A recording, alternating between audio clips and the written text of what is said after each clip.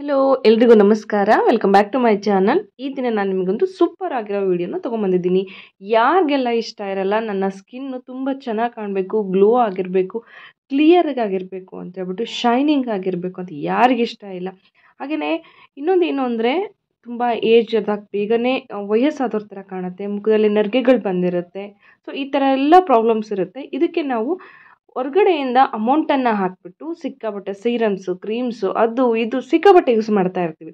So ನಾನಿವತ್ತು ನಿಮಗೆ ಮನೆಯಲ್ಲೇ ತೋರಿಸ್ತಾ ಇರೋ ಈ ಒಂದು ಆಯಿಲನ್ನು ನೀವು ಎಷ್ಟು ಪ್ರಾಬ್ಲಮ್ಸ್ಗೆ ಯೂಸ್ ಮಾಡ್ಬೋದು ಅಂದರೆ ನಾನು ನೆಕ್ಸ್ಟ್ ಹೇಳ್ತಾ ಹೋಗ್ತೀನಿ. ಅಷ್ಟು ಚೆನ್ನಾಗಿರುತ್ತೆ. ಸೊ ಈ ಒಂದು ಆಯಿಲನ್ನು ನೀವು ಮನೆಯಲ್ಲೇ ಈಸಿಯಾಗಿ ರೆಡಿ ಮಾಡ್ಕೋಬೋದು. ಅದರಿಂದ ಏನೇನೆಲ್ಲ ಬೆನಿಫಿಟ್ ಇದೆ ಅಂತೇಳಿ ನೀವು ತಿಳ್ಕೊಬೇಕು ಅಂದರೆ ವಿಡಿಯೋನ ಕೊನೆ ತನಕ ನೋಡಬೇಕಾಗುತ್ತೆ. ಹಾಗೆ ಯಾರೆಲ್ಲ ನನ್ನ ಚಾನಲ್ನ ಹೊಸದಾಗಿ ನೋಡ್ತಾ ಇದ್ದಾರೆ ಸಬ್ಸ್ಕ್ರೈಬ್ ಮಾಡ್ಕೊಳ್ಳಿ, ಪಕ್ಕದಲ್ಲಿ ಕಾಣ್ತಿರೋ ಬೆಲ್ ಐಕನ್ನ ಪ್ರೆಸ್ ಮಾಡಿ ಆಲ್ ಅಂತೇಳಿ ಓಕೆ ಕೊಡಿ. ವಿಡಿಯೋ ಇಷ್ಟ ಆಗ್ತಾ ಇದ್ದರೆ ಲೈಕ್ ಮಾಡೋದನ್ನು ಮರಿಬೇಡಿ. ನೋಡಿ, ನಾನು ಇಲ್ಲಿ ತೊಗೊಂಡಿರೋದು ಕೊಕೊನಟ್ ಆಯಿಲ್. ಇದು ಮನೇಲೇ ರೆಡಿ ಮಾಡಿಸಿರೋ ಕೊಕೊನಟ್ ಆಯಿಲು. ಕೊಬ್ಬರಿ ಜಾಸ್ತಿ ಇರುತ್ತಲ್ಲ, ಸೊ ಅಂಥ ಟೈಮಲ್ಲಿ ರೆಡಿ ಮಾಡಿಸಿರೋದು. ಇದ್ರ ಜೊತೆಗೆ ನಾನು ಕ್ಯಾರೆಟು ಮತ್ತು ಬೀಟ್ರೂಟ್ ತುರಿಯನ್ನು ತೊಗೊಂಡಿದ್ದೀನಿ, ಮತ್ತು ಮೂಸಂಬಿ ಹಣ್ಣಿಂದು ಅಥವಾ ಕಿತ್ತಳೆ ಹಣ್ಣಿಂದು ಯಾವುದಾದ್ರೂ ಆಯಿತು ಅದರದ್ದು ಸಿಪ್ಪೆಯನ್ನು ತೊಗೊಂಡಿದ್ದೀನಿ. ತೊಳ್ಕೊಂಡ್ಬಿಟ್ಟು ತೊಗೋಬೇಕು. ನಾನಿಲ್ಲಿ ಮನೇಲೇ ರೆಡಿ ಮಾಡಿರೋ ಆಯಿಲನ್ನು ಸ್ವಲ್ಪ ಪಾತ್ರೆಗೆ ಕಾಯಲಿಕ್ಕೆ ಇಟ್ಕೊಳ್ತಾ ಇದ್ದೀನಿ. ಇದು ಸ್ವಲ್ಪ ಬಿಸಿ ಆಗಬೇಕು ಅಷ್ಟೇ. ಏನಂದರೆ ನೀವು ಮನೆಯಲ್ಲಿ ಮಾಡ್ಕೊಳ್ಳೋದ್ರೆ ಬೆಟರ್. ಅಂಗಡಿಯಿಂದ ತಂದಿದ್ದು ಓಕೆ, ಬಟ್ ಅದರಲ್ಲಿ ಗೊತ್ತಿದ್ದೇ ಇದೆ ಏನೇನೆಲ್ಲ ಆಗ್ತಿದೆ ಅಂತ ಹೇಳ್ಬಿಟ್ಟು. ಸೊ ಹಾಗಾಗಿ ಮನೇಲೇ ಪ್ಯೂರಾಗಿ ರೆಡಿ ಮಾಡ್ಕೊಳ್ಳೋದ್ರಿಂದ ಮನೇಲೇ ಕೊಬ್ಬರಿ ಎಣ್ಣೆ ಇದ್ದರೆ ನಿಮಗೆ ಮನೇಲಿ ಎಣ್ಣೆನ ಹೇಗೆ ರೆಡಿ ಮಾಡ್ಕೊಳ್ಳೋದು, ಸ್ವಲ್ಪ ಕ್ವಾಂಟಿಟಿಯಲ್ಲಿ ಅಂತ ಬೇಕು ಅಂದರೆ ಅದನ್ನು ಸಹ ವಿಡಿಯೋನ ಮಾಡಿ ತೋರಿಸ್ತೀನಿ ನಿಮಗೆ. ಸೊ ಈಗ ಸ್ವಲ್ಪ ಕಾಯಬೇಕು, ತೀರಾ ಕಾಯಬೇಕು, ಭಾಳ ಅಂತ ಏನಿಲ್ಲ, ಸ್ವಲ್ಪ. ಇಲ್ಲ ನೀವು ಜೊತೆಗೆ ಹಾಕಿದ್ರೂ ಸಹ ಏನು ಪ್ರಾಬ್ಲಮ್ ಇಲ್ಲ. ಎಣ್ಣೆ ಜೊತೆನೇ ಇದು ತುರಿದಿರೋದು ಸಹ ರುಬ್ಬಿನೂ ಸಹ ನೀವು ಹಾಕೋಬೋದು, ಏನು ಪ್ರಾಬ್ಲಮ್ ಇಲ್ಲ. ಸಿಪ್ಪೆನ ಇನ್ನೂ ಬೇಕಾದರೆ ಸಣ್ಣ ಸಣ್ಣದಾಗಿ ಹೆಚ್ಕೊಂಡ್ಬಿಟ್ಟು ಸಹ ಹಾಕೋಬೋದು, ಇಲ್ಲ ದೊಡ್ಡದಾಗಿದ್ರೂ ಪ್ರಾಬ್ಲಮ್ ಇಲ್ಲ. ಸೊ ನೋಡಿ, ಪೇಸ್ಟಾಗಿ ಮಾಡಿದ್ರೆ ಇನ್ನೂ ಚೆನ್ನಾಗಿ ಬೆರೆತ್ಕೊಳ್ಳುತ್ತೆ. ಆದರೆ ಏನಪ್ಪ ಅಂದರೆ ಮಿಕ್ಸಿಲಿ ಹಾಕಿದ್ಮೇಲೆ ಅದರಲ್ಲಿರೋ ಸ್ವಲ್ಪ ಕಂಟೆಂಟ್ ಕಮ್ಮಿ ಆದೇ ಆಗುತ್ತೆ. ಆ ಕಾರಣಕ್ಕೆ ನಾನು ಏನು ಮಾಡ್ತೀನಿ ಅಂದರೆ ತುರ್ಕೊಂಡಿದ್ದೀನಿ ಅಷ್ಟೇ. ಇಲ್ಲ ಸಣ್ಣದಾಗಿ ಹೆಚ್ಕೊತೀನಿ ಅಂದರೆ ಯಾವ ರೀತಿ ಮಾಡಿದ್ರೂ ಬೇಕಾದ್ರೆ ಮಾಡ್ಕೋಬಹುದು, ಏನಿಲ್ಲ. ಸೊ ನನಗೆ ಅದು ಮುಳುಗೋ ಥರ ಇನ್ನೂ ಸ್ವಲ್ಪ ಎಣ್ಣೆ ಬೇಕು ಅನ್ನಿಸ್ತು, ಹಾಗಾಗಿ ಅದೇ ಕೊಬ್ಬರಿ ಎಣ್ಣೆನ ಇನ್ನೂ ಸ್ವಲ್ಪ ಹಾಕೋತಾ ಇದ್ದೀನಿ. ನಿಮ್ಮ ಹತ್ರ ಆಲಿವ್ ಆಯಿಲ್ ಇದೆ ಅಂದರೆ ಯೂಸ್ ಇದೆ, ನಿಮ್ಮ ಕೈಲಿ ಆಗುತ್ತೆ ಅಂದರೆ ಅದನ್ನೂ ಸಹ ಬಳಸ್ಬೋದು. ಇಲ್ಲ ನಮಗೆ ನಾರ್ಮಲ್ಲೇ ಕೊಕೊನಟ್ ಆಯಿಲ್ ನಮ್ಮ ಕೈಲಿ ತೊಗೊಳಕ್ಕಾಗೋದು ಅಂದರೆ ಅದನ್ನು ಸಹ ಬಳಸ್ಕೋಬೋದು. ಇದನ್ನು ಸಣ್ಣ ಉರಿಯಲ್ಲೇ ಇಟ್ಬಿಟ್ಟು ಚೆನ್ನಾಗಿ ಕುದಿಬೇಕು. ಇದು ಎಲ್ಲಿ ತನಕ ಕುದಿಬೇಕು ಅಂದರೆ ಅದ್ರ ಕಲರ್ ಚೇಂಜ್ ಆಗಬೇಕು. ನಾವು ಇದು ಕೊಕೊನಟ್ ಆಯಿಲನ್ನು, ಕೊಬ್ಬರಿ ಎಣ್ಣೆನ ಹಾಕಿದಾಗ ಯಾವ ಕಲರ್ ಇತ್ತು, ವೈಟ್ ಕಲರ್ಲೆಸ್ ಆ ಥರ ಇರುತ್ತಲ್ವಾ. ಸೊ ಆ ಕಲರ್ ಬಂದುಬಿಟ್ಟು ಫುಲ್ ಕಲರ್ ಚೇಂಜ್ ಆಗುತ್ತೆ ನಿಮಗೆ. ಅಲ್ಲಿ ತನಕನೂ ಸಣ್ಣ ಉರಿಯಲ್ಲೇ ಕುದಿಸ್ಬೇಕು. ನಾವೆಲ್ಲ ತಲೆಗೆ ಎಣ್ಣೆನ ಹಚ್ಕೋಬೇಕಾದ್ರೆ ಯಾವ ರೀತಿಯಾಗಿ ಎಲ್ಲ ಕಂಟೆಂಟನ್ನು ಹಾಕಿಬಿಟ್ಟು, ವಸ್ತುಗಳನ್ನು ಹಾಕಿಬಿಟ್ಟು ಯಾವ ರೀತಿಯಾಗಿ ಕಾಯಿಸ್ತೀವೋ ಅದೇ ರೀತಿಯಾಗಿ ಇದನ್ನು ಸಹ ಕಾಯಿಸಬೇಕು. ನೋಡಿ, ಕಲರ್ ಚೇಂಜ್ ಆಗ್ತಾ ಇದೆ. ಈ ರೀತಿಯಾಗಿ ಕಲರ್ ಚೇಂಜ್ ಆಗ್ಬೋದು. ಇದನ್ನು ನೀವು ಫೇಸ್ಗಷ್ಟೇ ಹಚ್ಕೋಬೇಕಾ ಅಂತ ಏನೂ ಇಲ್ಲ. ಇದನ್ನು ನೀವು ಮುಖಕ್ಕೆ ಹಚ್ಕೋಬೋದು, ತಲೆ ಕೂದಲಿಗೂ ಸಹ ಹಚ್ಕೋಬೋದು. ಹಾಗೆಯೇ ನಾವು ಪ್ರೆಗ್ನೆನ್ಸಿ ಆದಮೇಲೆ ಹೊಟ್ಟೆಯಲ್ಲಿ ಸ್ಟ್ರೆಚ್ ಮಾರ್ಕ್ಸ್ ತುಂಬ ಬಂದಿರುತ್ತಲ್ವ ಡೆಲಿವರಿ ಆದಮೇಲೆ, ಸೊ ಅದನ್ನು ಕಡಿಮೆ ಮಾಡ್ಕೊಳ್ಳೋದಕ್ಕೂ ಸಹ ಇದನ್ನು ಬಳಸ್ಬೋದು. ಹಾಗೆಯೇ ಇದನ್ನು ಕ್ರಮೇಣವಾಗಿ ಹಚ್ತಾ ಬಂದರೆ ಏನಾಗುತ್ತೆ ಅಂದರೆ ಬೇಗ ವಯಸ್ಸಾಗಲ್ಲ.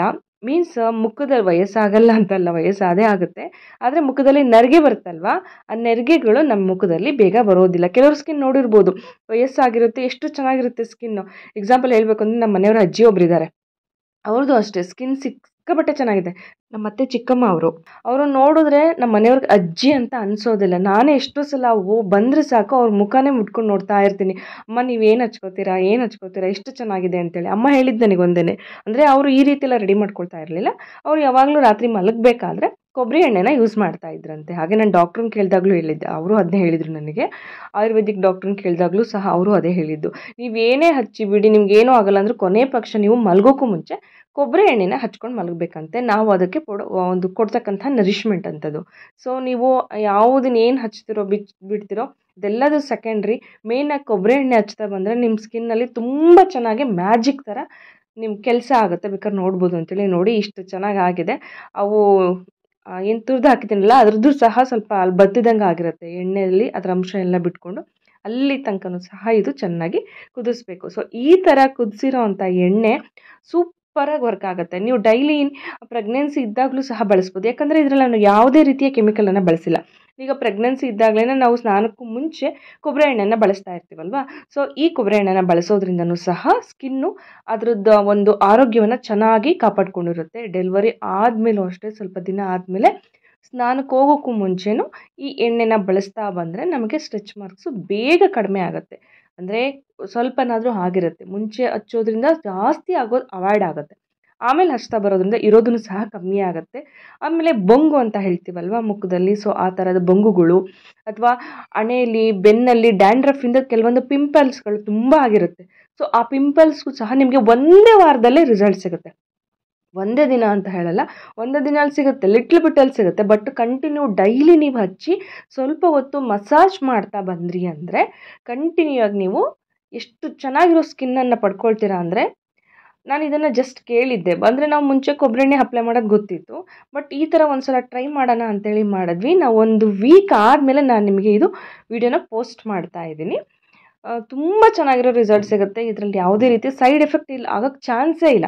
ಯಾಕಂದರೆ ಇದರಲ್ಲಿ ಬಳಸಿರೋದು ಏನೇನು, ತರಕಾರಿನೇ, ಒಂದು ಹಣ್ಣಿನ ಸಿಪ್ಪೆ. ಹಣ್ಣಿನ ಸಿಪ್ಪೆ ನಮಗೆ ಗೊತ್ತಿದೆ, ನಾವು ಅದನ್ನು ಸ್ಕ್ರಬ್ಬಿಂಗಲ್ಲಿ ಆ ಟೈಮಲ್ಲಿ ಎಲ್ಲದನ್ನೂ ಸಿಪ್ಪೆನ ಒಣಗಿಸ್ಬಿಟ್ಟು ಬಳಸ್ತೀವಿ, ಅದನ್ನು ಸಹ ಸ್ಕಿನ್ನಿಗೆ ಬಳಸ್ತೀವಿ. ಆದರೆ ಬಳಸೋಕ್ಕೂ ಮುಂಚೆ ನೀವು ಏನು ಮಾಡಬೇಕು ಅಂದರೆ, ಕೆಮಿಕಲ್ ಎಲ್ಲ ಸ್ಪ್ರೇ ಮಾಡಿರ್ತಾರೆ. ಸೊ ಹಾಗಾಗಿ ನೀರಲ್ಲಿ ಒಂದು 2-3 ಸಲ ಚೆನ್ನಾಗಿ ತೊಳಿಬೇಕು. ಉಪ್ಪುಗಿಪ್ಪೆಲ್ಲ ಹಾಕಿ ತೊಳಿಬೇಡಿ, ನಾರ್ಮಲ್ ವಾಟ್ರಲ್ಲೇ ಚೆನ್ನಾಗಿ ತೊಳೆದ್ಬಿಟ್ಟು ಅದನ್ನು ನೀರೆಲ್ಲ ಹೋಗೋ ಥರ ಇಟ್ಟು ಅದಾದಮೇಲೆ ನೀವು ಎಣ್ಣೆಗೆ ಹಾಕಬೇಕು. ಕಲರ್ ನೋಡಿ ಎಷ್ಟು ಚೆನ್ನಾಗಿ ಕಾಣ್ತಾ ಇದೆ.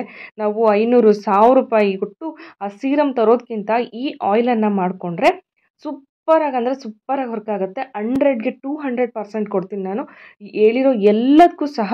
ಹಾಗೆಯೇ ಸ್ಕಿನ್ನಲ್ಲಿ ಒಂಥರ ಕೆಲವ್ರಿಗೆ ಏನಾಗುತ್ತೆ ಅಂದರೆ ತೂತು ಥರ ಇರುತ್ತೆ ಯಾವಾಗ್ಲೂ, ಅದು ಕ್ಲಿಯರ್ ಸ್ಕಿನ್ ಸಿಕ್ಕೇ ಇರಲ್ಲ.